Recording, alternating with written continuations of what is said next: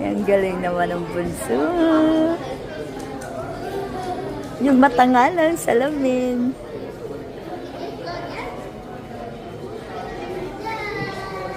So, do this na po para sa ating next caller. Ipipil na po natin siya dun sa ating white space. Make sure na wala tayong malilip na white spots or white space natin na sa ating paper or illustration board.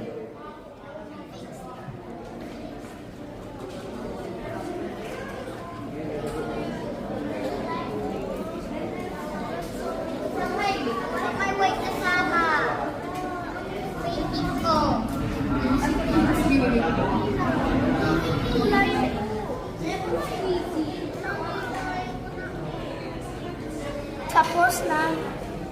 Ito yung mga white spot na ganun.